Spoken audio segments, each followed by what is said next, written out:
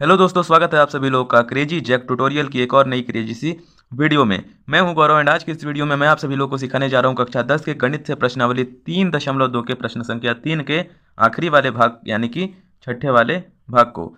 आइए फटाफट से क्वेश्चन को पढ़ते हैं और हल करने की शुरुआत करते हैं। पर उससे पहले ये इस प्रश्नावली का आखिरी वाला प्रश्न है। इसके जो बाकी के पहले वाले प्रश्न थे वो मैंने मेरे पिछले वीडियोस में हल कर दिए हैं। अगर आप उन्हें देखना चाहें तो उनके लिंक्स मैं डिस्क्रिप्शन बॉक्स में दे रहा हूं। आप सभी चाहो तो उन्हें भी जा करके देख सकते हो और समझ सकते हो। आइए आज के इस वीडियो में ये इस वाले प्रश्न को हल करते हैं। क्वेश्चन नंबर 3 है, आखिरी वाला प्रश्न है। देखिए, 5 वर्ष बाद जैकब की आयु उसके पुत्र की आयु से 3 गुनी हो जाएगी। 5 वर्ष पूर्व जैकब की आयु उसके पुत्र की आयु की 7 गुनी थी। उनकी वर्तमान आयु क्या है? ठीक है, समझ गए। और एक और चीज़, उनकी वर्तमान आयु मतलब दोनों की हम लोगों को ज्ञात करना है। यानी कि देखो, 5 वर्ष बाद जैकब की आयु उसके पुत्र की आयु के साथ 3 गुनी हो जाएगी। और 5 वर्ष पूर्व जैकब की आयु उसके पुत्र की आयु उसकी 7 गुनी थी। तो अब हम लोगों को उन दोनों की वर्तमान मतलब अभी आयु कितनी है वह ज्ञात करनी है। ठीक है, आइए ज्ञात करते हैं। पेज को मैं सबसे पहले थोड़ा ऊपर कर लेता हूँ। तो दोस्तों, पेज को मैंने ऊपर कर लिया है। अब देखो, अब हम लोग क्या करेंगे कि मैं यहाँ पर सबसे पहले हल लिख देता हूँ। देखिए, यहाँ पर मैंने हल लिख दिया। हल लिखने के बाद देखिए हम लोग क्या करेंगे, कुछ मानेंगे। क्या मानेंगे? हम लोगों को ज्ञात क्या करना है? उनकी वर्तमान आयु। तो हम लोग यही मान लेते हैं कि जैकब की वर्तमान आयु। यहाँ पर मैं लिखता हूँ जैकब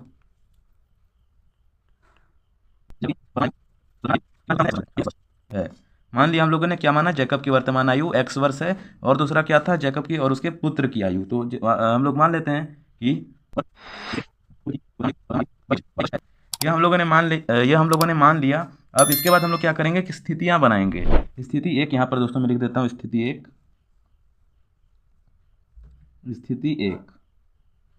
स्थिति एक लिख दिया है। स्थिति एक में देखिए, यहाँ पर देखिए क्या स्थिति एक में दिया गया है। शुरू से पढ़ेंगे। 5 वर्ष बाद जैकब की आयु उसके पुत्र की आयु से 3 गुनी हो जाएगी। फुल स्टॉप है। और एक और चीज़, ये एक तरीके से सेंटेंस वाक्य भी यहीं खत्म हो रहा है कि 5 वर्ष बाद जैकब की आयु उसके पुत्र की आयु की 3 गुनी हो जाएगी। तो यहाँ से लेके यहाँ तक का ये हमारा पहला शर्त यानी कि स्थिति एक हो जाएगी। तो इससे अब हम लोग समीकरण बना लेते हैं। देखिए क्या बनाएंगे हम लोग, समीकरण बनाएंगे। यहाँ पर मैं लिख लेता हूँ, यहाँ पर लिख लेता हूँ। देखिए 5 वर्ष बाद, ये वाला है ना, 5 वर्ष बाद, 5 वर्ष बाद जैकब की आयु देखिए अब क्या समीकरण बनाएंगे। यहाँ पर हम लोग देखिए बना सकते हैं, बराबर करके मैं लिख देता हूँ 5 वर्ष बाद। 5 वर्ष बाद, ठीक है। तो यहाँ पर हम लोग लिख सकते हैं कि हम सबसे पहले क्या लिखेंगे, वर्तमान आयु। देखिए कितनी माना हम लोगों ने, जैकब की वर्तमान आयु x वर्ष हम लोगों ने माना है। तो x सबसे पहले हम लोग यहाँ पर लिख देते हैं। और अब कितना 5 वर्ष बाद ना, तो 5 वर्ष तो 5 वर्ष है, 5 है, तो हम लोग प्लस का 5 करेंगे।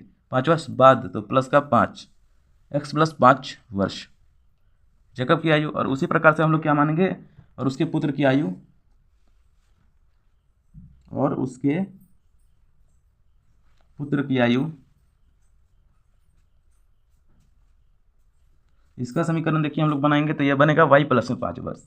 ये x+5 वर्ष और ये y+5 वर्ष और उसके पुत्र की आयु से 3 गुनी हो जाएगी। हाँ तो दोस्तों देखिए, 5 वर्ष बाद जैकब की आयु x+5 वर्ष है और उसके पुत्र की आयु भी हम लोग वही मान लेते हैं, यानी कि x+5 वर्ष मान लेते हैं। ये मानने के लिए देखिए, मान लिया हम लोगों ने x नहीं होगा दोस्तों, इसको x माना है ना। तो और उसके पुत्र की आयु y माना था, तो यहाँ पर y+5 होगा। ठीक है, ये हम लोगों ने y+5, x+5 और y+5 मान लिया है। मानने के बाद 1 मिनट पेज को थोड़ा ऊपर कर देता हूँ। अब देखिए यहाँ पर क्या करते हैं हम लोग, यहाँ पर हम लोग लिखेंगे अतः। देखिए यहाँ पर मैं लिखता हूँ अतः। अब इसे समीकरण बनाएंगे। क्या बनाएंगे कि x+5 सबसे पहले लिख देता हूँ, x+5 यानी कि 5। देखिए यहाँ पर 5 वर्ष बाद जैकब की आयु यानी कि x+5। और अब हम लोग क्या करेंगे, बराबर कर देते हैं। और बराबर देखिए उसके पुत्र की आयु से 3 गुनी, तो देखिए 3 कर देता हूँ बराबर। और अब इसके बाद मैं क्या करता हूँ, एक इस तरीके से ब्रैकेट लगाता हूँ और y+5 भी लिख देता हूँ। हो गया, समीकरण पूरा हो गया। देखिए 5 वर्ष बाद यानी कि x+5 उसके पुत्र की आयु 3 गुनी हो जाएगी, तो 3, और उसके पुत्र की आयु यानी कि y+5। ठीक है, ये हम लोगों ने लिख लिया। अब हम लोग क्या करेंगे, ये हो गया दोस्तों। एंड हाँ, एक और चीज़, इसको हम लोग थोड़ा सिंप्लीफाई करेंगे। इससे आप समीकरण बनाएंगे। देखिए इससे समीकरण बनाने के लिए हम लोग यहाँ पर लिख लेते हैं बराबर करके x+5 बराबर में 3 को गुणा करेंगे y से, तो 3y हो जाएगा, प्लस में 3 × 5 = 15 हो जाएगा। ये हो गया। इसको और आगे यहीं पर हल कर देता हूँ मैं। ठीक है, क्या करते हैं कि चर वालों को एक साइड कर लेते हैं, चर वाली संख्याओं को एक साइड, यानी कि एक्स चर है वाई चर है। तो देखिए एक्स तो ऐसा ही है, कोई भी संख्या नहीं तो सीधे एक्स लिख देता हूँ। और देखिए 3y है, ये ऐसे तो प्लस में है, उधर जाएगा तो माइनस में हो जाएगा, तो माइनस का 3y लिख दिया। अब हम लोग क्या करते हैं, बराबर में कर लेते हैं। और देखिए ये जैसा कि आप सही 15 देख पा रहे होंगे, तो ये 15 का 15 तो यहाँ पर आ जाएगा। और एक और चीज़ ये है, प्लस में है तो उधर जाएगा तो माइनस में होगा, 15 में से 5 घटा दोगे तो 10 आ जाएगा। ये जो चीज़ हमारी, ये जो युग्म बना समीकरण, युग्म यह हो जाएगा हमारा पहला समीकरण। ठीक है, आप तो समीकरण 1 भी लिख सकते हो, मैं सीधे सीधे 1 लिख देता हूँ शॉर्ट फॉर्म में। ठीक है, आई होप आप लोग समझ रहे होगे क्या मैं बोलना चाह रहा हूँ। चलिए इसके बाद हम लोग स्थिति 2 देखेंगे, यहाँ पर मैं लिख भी देता हूँ स्थिति 2। स्थिति 2 मैंने लिख दिया। स्थिति 2 देखिए कहाँ से कहाँ तक की होगी। स्थिति 2 देखिए क्वेश्चन में, जैकब की आयु उसके पुत्र की आयु से 3 गुनी हो जाएगी, ये पहली स्थिति थी। अब उसके बाद से, जस्ट बाद से 5 वर्ष बाद, 5 वर्ष पूर्व, यानी कि 5 वर्ष पहले जैकब की आयु उसके पुत्र की आयु की 7 गुनी थी। ठीक है, तो इससे अब हम लोग यहाँ पर बनाएंगे दोस्तों समीकरण। 1 मिनट, देखिए स्थिति 2 है, अब यहाँ पर मैं समीकरण बनाता हूँ, लिख देते हैं। देखिए यहाँ पर 5 वर्ष पूर्व, देखिए 5 वर्ष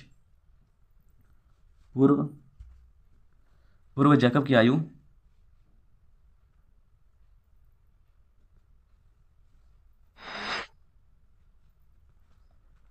उसके पुत्र की आयु की 7 गुनी थी।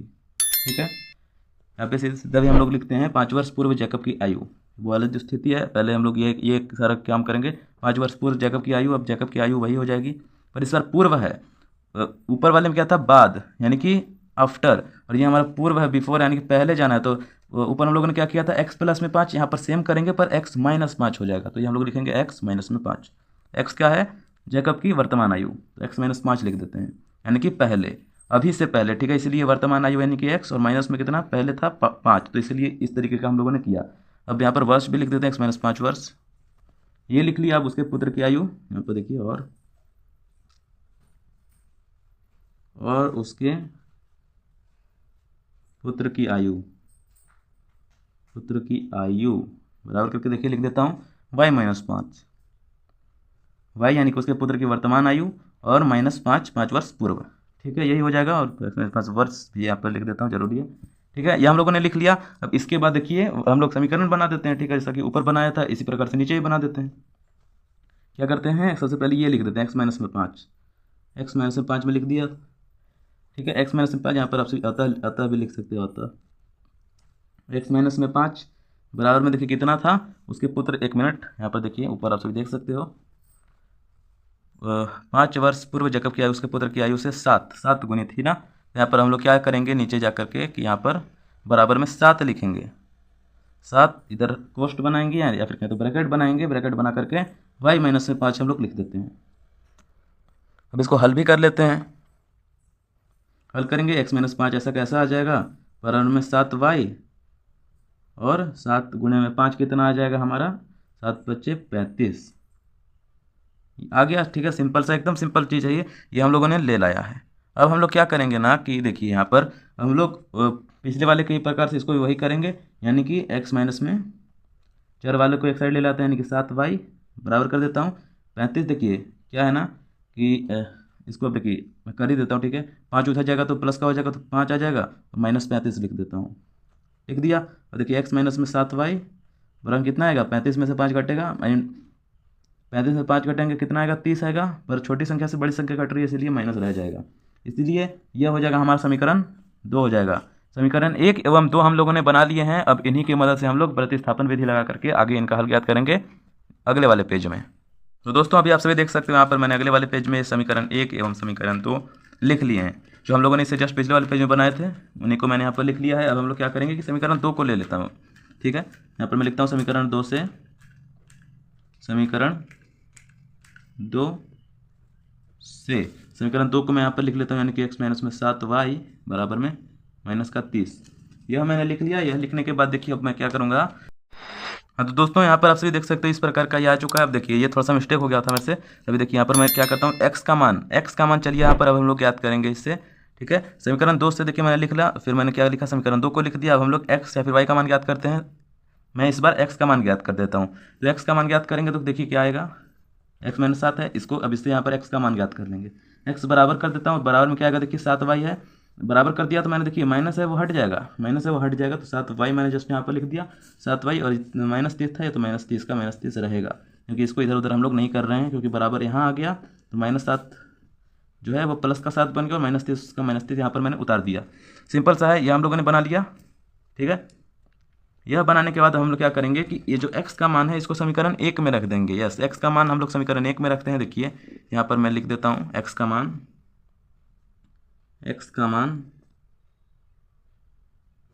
समीकरण 1 में।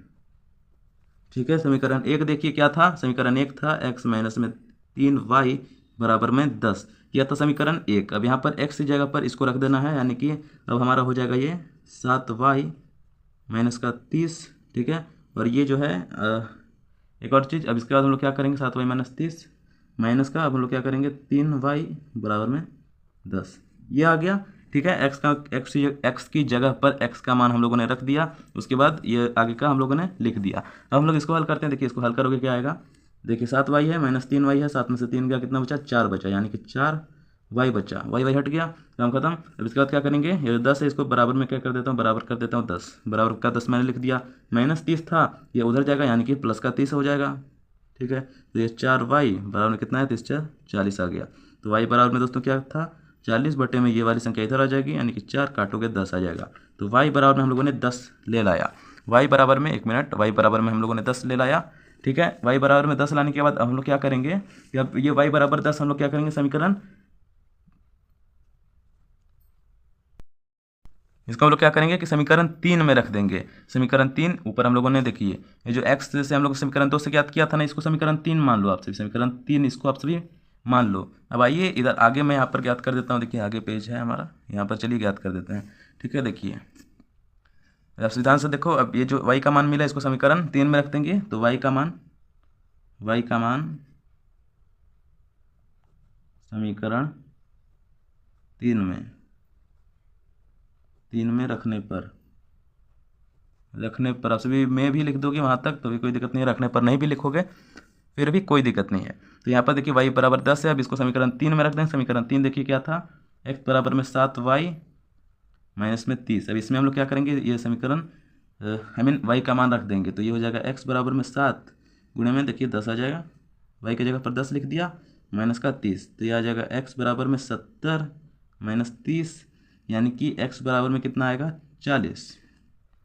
ठीक है दोस्तों, ये हम लोगों ने ज्ञात कर लिया है। इसका मतलब देखिए x हम लोगों ने क्या माना था, जैकब की आयु, और y का तो दोस्तों अब आप सभी को पता चल गया होगा, यानी कि x देखिए x बराबर 40 आ गया और y बराबर 10 आ गया। अब यहाँ पर हम लोग लिख सकते हैं, यहीं पर मैं लिख देता हूँ x बराबर में 40 और y बराबर में 10। अतः जैकब की आयु जो कि हम लोगों ने x माना था, तो यहाँ पर मैं लिख देता हूँ जैकब की आयु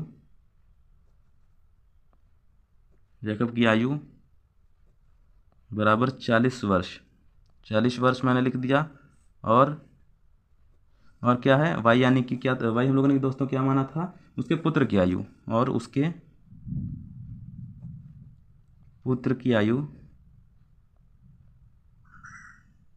y यानी कि 10 वर्ष है। यही वजह के इस वाले पार्ट का आंसर। आई होप आप लोगों को क्वेश्चन बड़ी अच्छी तरीके से समझ में आ गया होगा। थोड़ी राइटिंग या थोड़ा दिक्कत है, कोई बात नहीं, समझना सब लोग का मतलब था, सभी आई थिंक बड़ी अच्छी तरीके से इस क्वेश्चन को समझ गए होंगे। अगर आपको अच्छा लगा तो यार प्लीज़, अगर आपको यह वीडियो अच्छा लगा तो प्लीज़ एक लाइक जरूर से कर देना, चैनल पर नए हो, और अगर आपको मुझसे पढ़ने में अच्छा लगा तो प्लीज़ एक सब्सक्राइब भी जरूर से कर ही देना। चलिए दोस्तों मिलते हैं। एंड एक और चीज़, ये वाली प्रश्नावली इसी के साथ समाप्त हो चुकी है, यानी कि अब हम लोग बढ़ेंगे प्रश्नावली 3.3 में अगली वाली वीडियो से। तब तक के लिए जय हिंद, वंदे मातरम।